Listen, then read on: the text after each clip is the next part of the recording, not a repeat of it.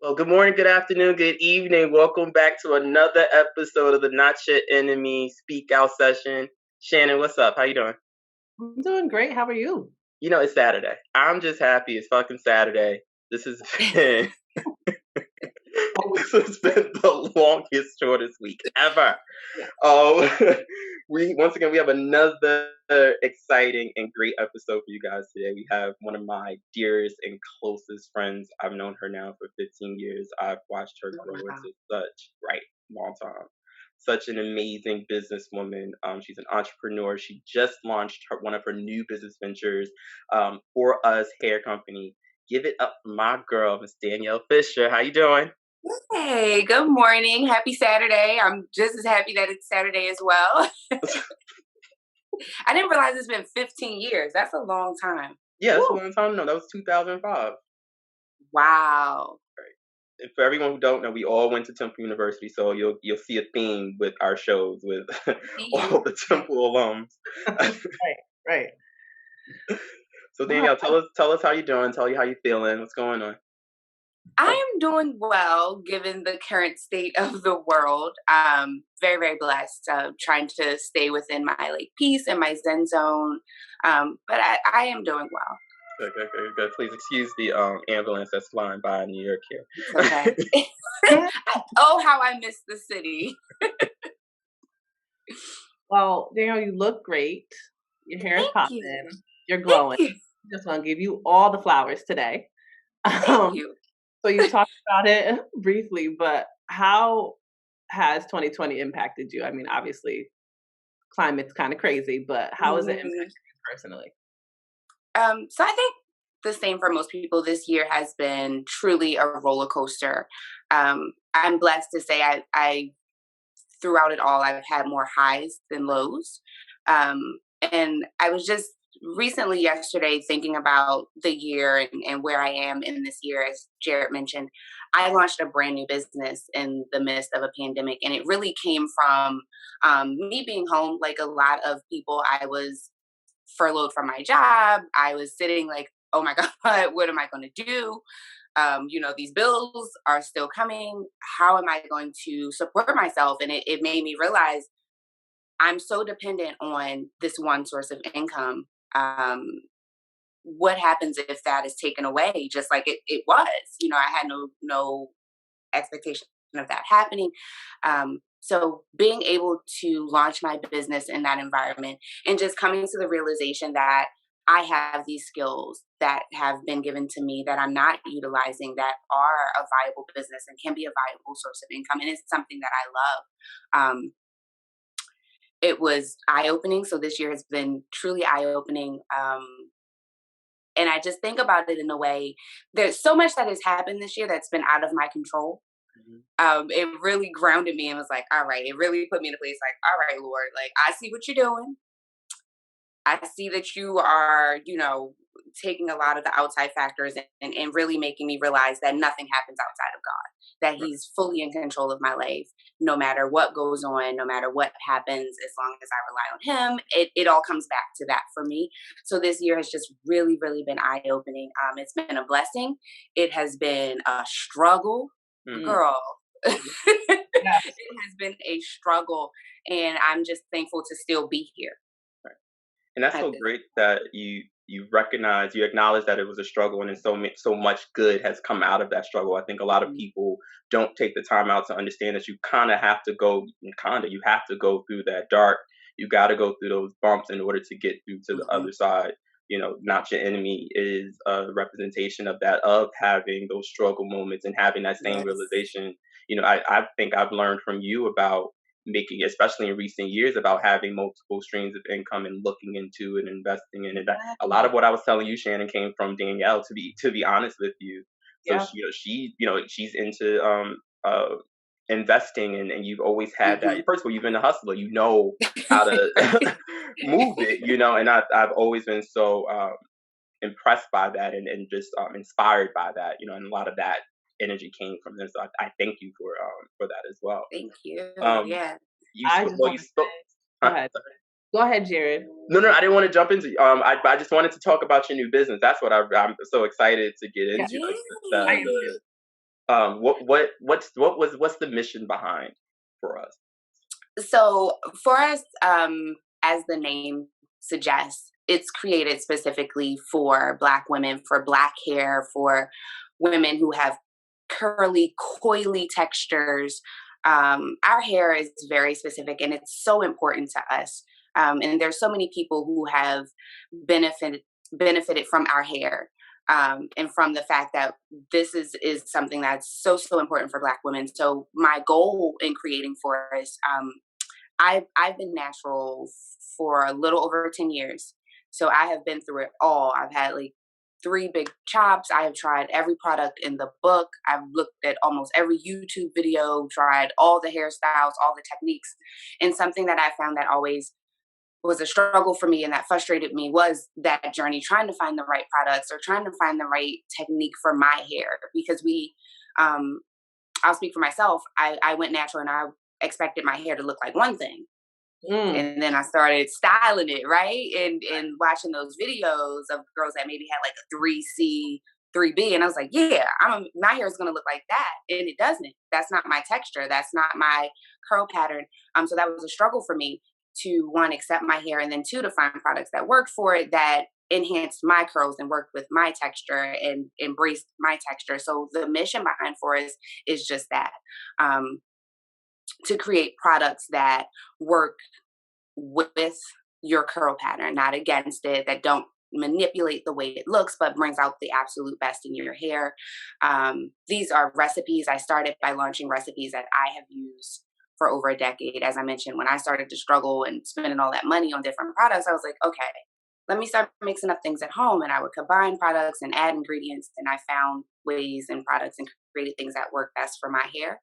And then I started giving them to friends and family, and they worked for their hair. So that's really the goal for me, is to create products, one, that simplify the process, because I'm a lazy natural. I do not like to use 4 products to get to a style. I like one thing, wham, bam, thank you, ma'am, and we're good to go. So my products, they are multifaceted in that way. You don't need 4 different products to do your twist out. You can use just the curl pudding. The oil is multi-purpose. You can oil your scalp. You can put it on your hair. You don't have to worry about it clogging the actual follicles of your hair.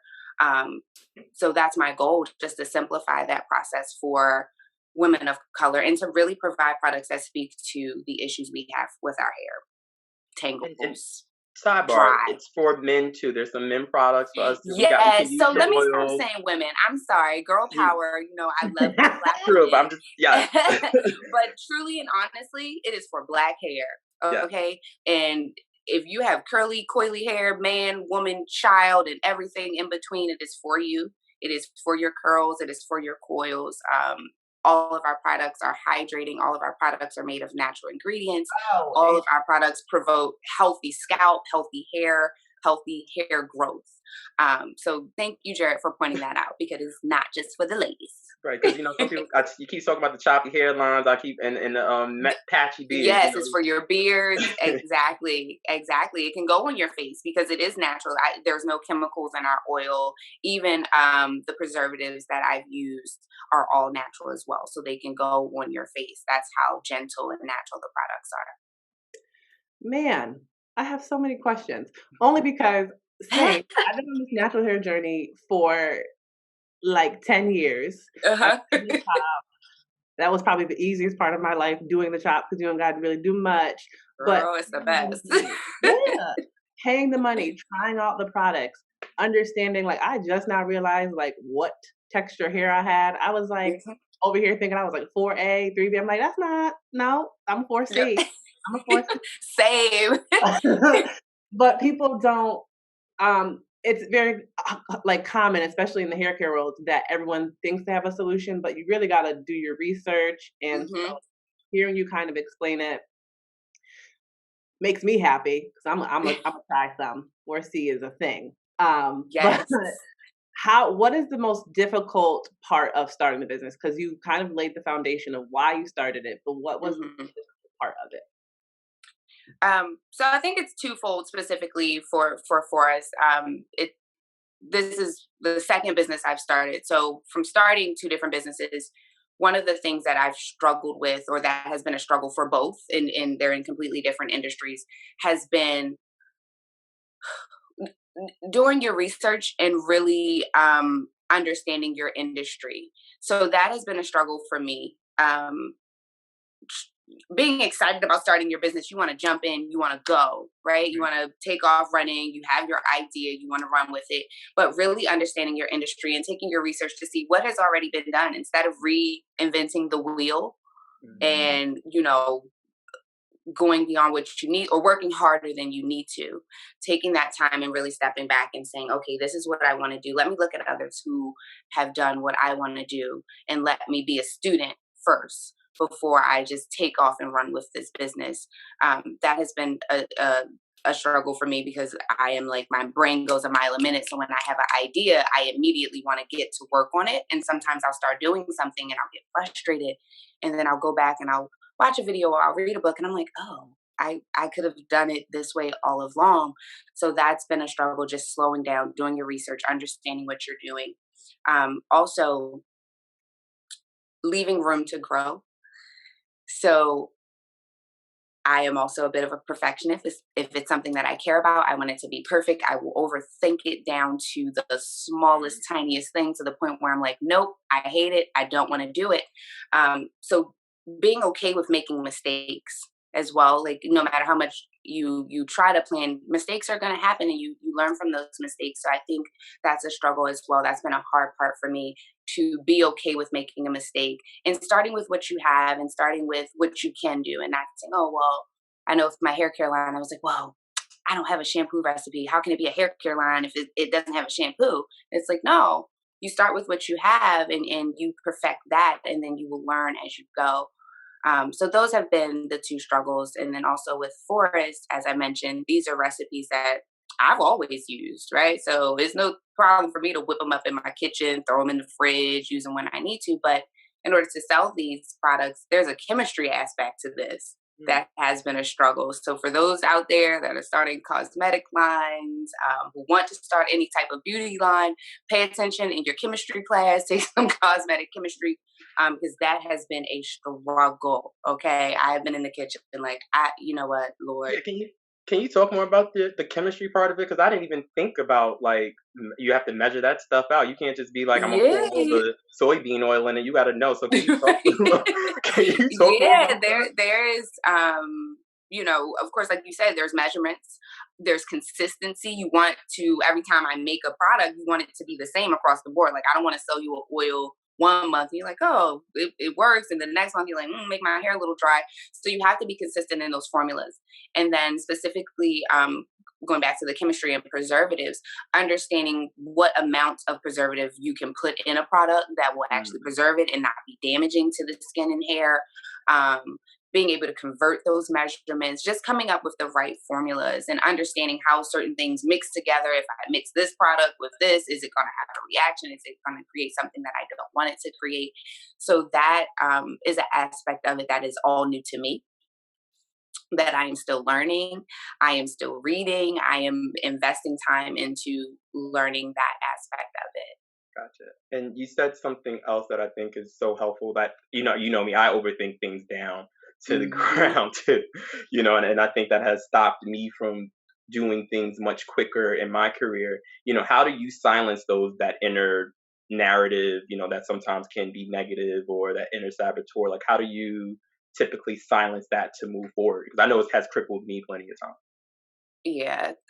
So one of the things that I've gotten in the habit of saying to myself is, leave room to grow.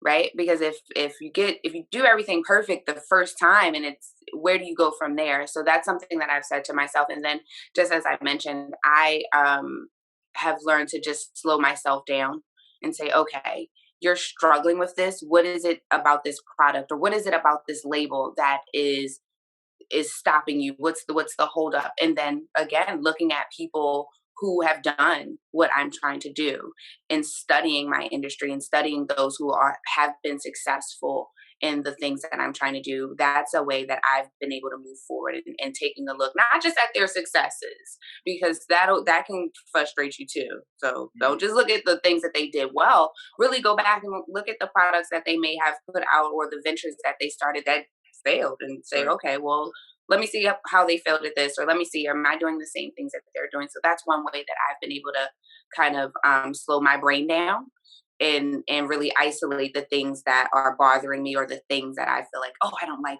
what about this is being a hindrance to me, or what is stopping me from moving forward, and really isolating those thoughts and addressing them specifically instead of allowing them to overwhelm me.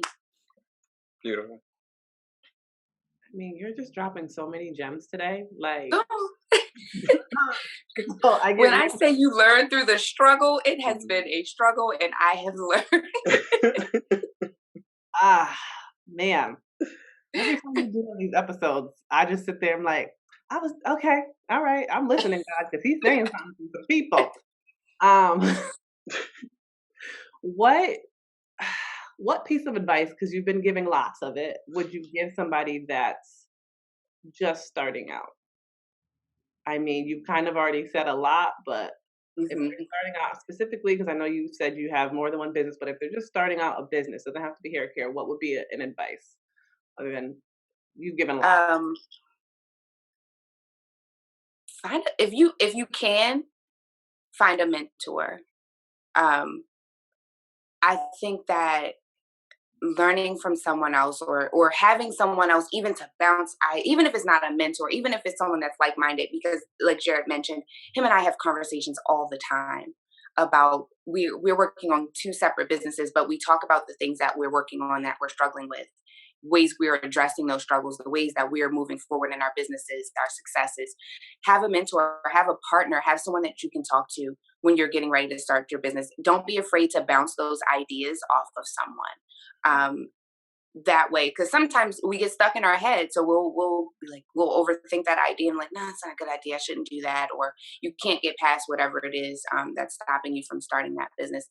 Have someone in your corner that you can talk to. A mentor is great if they're able to walk you through, someone who has experience. So I think that's, one advice I would give. And then two, also do your research.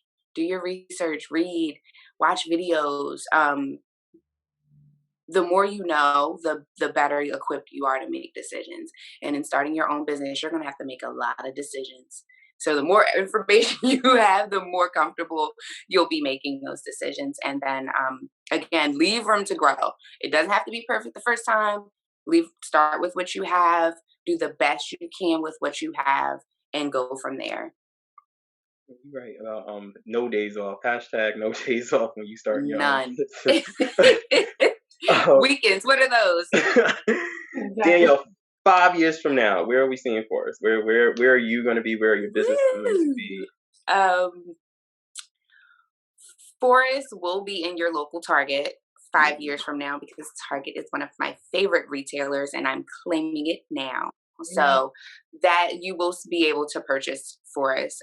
Forest will be a staple because, again, Forest products are not just for one thing. You'll buy that curl put in and you'll use it to lay down your edges. You're going to use it for your twist out. So it'll become a staple in 5 years. Also, the brand is expanding. I'm already thinking of ways to expand it. So I've started with just the signature collection, which are the recipes that I have used and enhanced and mastered over the last 10 years. But I'm also looking to add different products, again, to address specific concerns that not only I have, that I hear from other men and women and children who have natural hair. So we will expand into shampoos, hair accessories, because hair tools are just as important as the products that you use on your hair.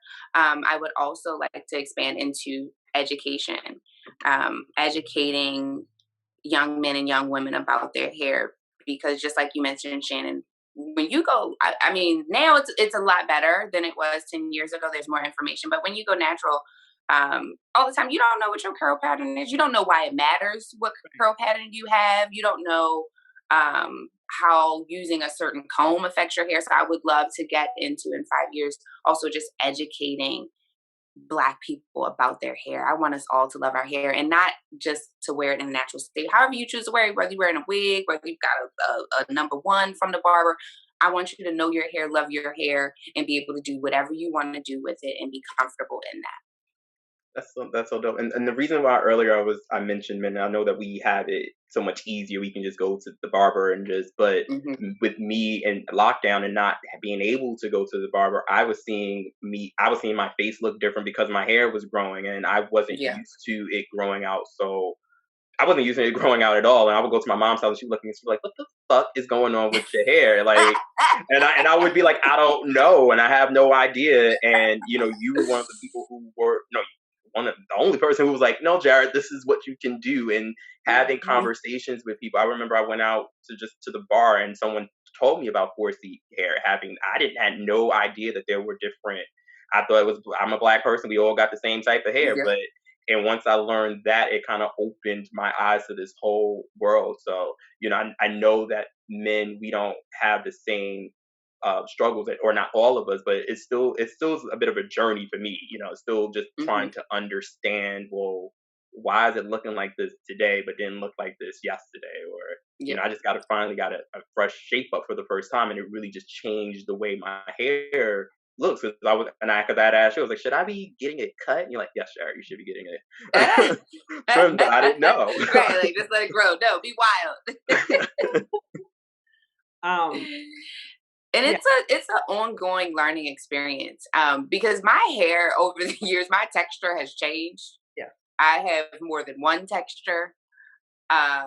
So it's never like, oh, I know my hair, I know I'm a 4C, I know this product works for me. No, it's an ongoing experience, and being able to really pay attention to your hair and how it responds is just something that comes with time and just embracing your hair. So many. I mean, talking about hair for me is like fun because I can Me sit here and say too. that you're right. You have to learn your hair because something that worked 5 years ago, my hair, I was like, "Oh, this is great," and then like I put Hmm. it after taking out my crochets, and it's Yep. like it don't look the same. So I feel like education is key because like it took me looking at a bunch of YouTubes. It took me trying, and I feel like the younger generation. I talk to my younger cousins all the time, and it makes me sad because they're not comfortable wearing their natural hair. They don't Hmm. understand it. It's like, oh, I just want my hair straight. And it's like, or if they look at a picture and they're like, this is how I want my hair. I'm like, how do you explain to a 10-year-old that it's like, well, your hair may not look like that because that's not your texture. And so I think that it's so beautiful that you're thinking about the educational piece because I feel like that needs to be an educational piece very early. Yes. So that you just learn to Hmm. love your hair and take care of your hair as it is. Because when you get older, it's like then the frustration sets in. Then it's like, I just And you want to do don't my have the hair. time, right? The older you get, you don't have all that. Yeah, We have less time to invest in our hair, and I think that's a really good point. And it's interesting how there's been a change because I feel like at one point there was like a flux, like everybody's going natural, and now we're kind of back to like, no, we want to not perms aren't making a comeback as far as I know. yeah. But again, the more straight hair, we want straight hair, or even if our hair is braided down, we want it laid Hmm. down. We don't want a curl showing, no frizz. So it's interesting the waves of the trends that our hair goes in, and for all the little black kids, like our hair is magic. We can do anything. It can stand straight up on our heads. We can lay it fried dyed, lay it to the side. We can do anything with our hair. And as long as you know that's enough for me. If I can in 5 years instill that into or have a platform to share that with young black people, young black children, young black men and women, um, that's enough for me. As long as you know your hair is magic and it can do anything you want it to. That's so beautiful, Danielle. And I don't know where else to go from here, but I where can? Oh, you do. do. 'Cause I wanna talk about this. I know What? you talked about it early on, and I was waiting till the end to talk about it because I think it's important. I think as artists, we need to talk about it more, is having multiple sources of income. I lost my job, and I was like, "What am I gonna do with myself?" Um, Right. I just had a baby, like, it was and it took me to that point because someone had told me She was in HR like two years before, like never had one stream of income. And I was like, whatever. Like, I kind of put in the back of my head, and then it happened. And I was like, okay, Mhm. okay. So never again will I ever have one stream of income. And it's not that I'm not passionate about one or the other. I just feel like Mhm. we're in a place, especially as a group of minorities, that you just Mhm. have to be prepared for anything and everything and not rely on Absolutely. one source is, I feel like, the biggest lesson we can teach anybody. So I just wanted to Mhm. touch on that in a larger context because, man, It's important. And it's a lesson better learned before you need it. Just like Right. you said, you and I, we learned that lesson kind of in the same position. Like, okay, now I see why it's important to have multiple streams of income. That's a lesson that's better learned before you need it. Right. And I think too, you hear that and you're thinking like, well, how am I supposed to have multiple streams of income? That's not to say that you're going to have $400,000 streams of income. No, one may only bring in $2,000 or $3,000 a year. Mhm. Another one may bring you $20,000 a year, but it all adds up. So Mhm. no stream of income is too big or too small. Like no idea you have if you want to sell decorated popsicle sticks, sell your decorated popsicle sticks. Mhm. That's a source of income. And I think that's a part of it too as creatives we tend to downplay. I know I do. I tend to downplay the things that I do. I'm like, it's just a little thing. Like, I mean, I've been making hair care products for 10 years and I'm just starting my business because I downplayed it. It's like, oh, these are just little things I whip up in my kitchen. mm, Carol's daughter literally started in her kitchen and is one of the biggest, most well known brands. So we tend to downplay our gifts. We tend to downplay our side hustles. Whereas, no, that side hustle, that's a source of income. Pursue it, nurture it, grow it. And it's so important again because at any given time, that one source of income, just like with this pandemic, there's so many people who have lost their jobs, who are not able to find jobs. Again, I was sitting in my house like, all right, I know we get an unemployment check and all, but this doesn't cover my bills. right. Mhm. This doesn't cover my cost, my basic cost of living. So that's a lesson, and I guess we cannot stress it enough. If you are cleaning tennis shoe strings or sneakers, you guys say sneakers. That's a that could be a source of income. No idea is too big or too small to be a source of income for you. Pursue it. Somebody made billions of dollars off of pool noodles. Like anything you can think of, pursue it and start with what you have. It doesn't Right. have to be perfect. Start where you have and start where you are. I think the issue is that we're not teaching this to children at an earlier age. We're not teaching this Hmm. in college as much as we should be. And it's just those are the things that those systems that have been put in place to not let us think outside the box. And and like you said, we constantly hold ourselves down. And I've been doing style and fashion now for over 5 years, and now just now stepping into this rhythm Hmm. of, oh, I can do this and make some money off of it. But I think Yep. the most important thing is doing that work and staying consistent, because And that's know where. your worth. Hmm. Know Mm, your worth. right. Because again, we'll do these things like Jared, I call you all the time. I'm like, does this go together? What do you think about this? Can you help me with this? But again, know your worth. People are getting paid to do just that. And I think again, like we just downplay the things that we do. And it's like, oh, nobody's gonna pay me to clean their tennis shoe string. Yes, they are. People have started Hmm. whole businesses on cleaning tennis. People have started businesses on making anything under the sun. So don't downplay your gifts. Don't downplay your interests because your interests can become sources of income and know your worth and add tax. Woo. Facts. I love that. I love that. I'm gonna Yeah. Facts and add tags. All of Yes. it. Because Uncle Sam is coming. yes, yes, ASAP. yes. We'll get it. Oh my gosh. Oh, great. Danielle, where can people find Forest? Where can they find it? What are your social handles? Your the website? Let people know where they can find Yeah. it. Okay. So website www.foress Foress hairco.com. That's where you can purchase and see all of our products.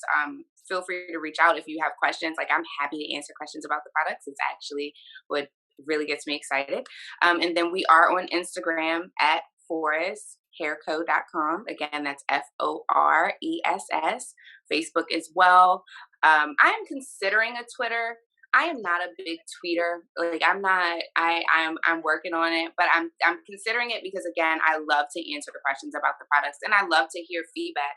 I love to hear what things are we struggling with our hair these days. Like, what are we looking for from our hair care line? So I'm considering that. Keep your eyes out for our Twitter account, but definitely check us out on Instagram and Facebook, as well as visit our website. Reach out to me. I'm happy to talk to you about the products if you have questions. Perfect, Danielle. We thank you so much for joining us. This is such a great conversation. We really wish you nothing but the best. I know I'm super duper proud of you. Thank you. This is Oh, super don't cool. make me cry. I, Thank you so much for having me. this is great. You're great. I'm gonna just say right now, you talk about education. I see like a hair care forum that you're gonna be leading. I would keep. All that's There coming your you way. go, Shannon. Plant those seeds. Here Thank we go. you. Thank you. I'm excited. Well, thank you guys for tuning into another amazing episode. We'll be back with some more stuff in the future. This was a Not Your Enemy Speak Out session. Yeah.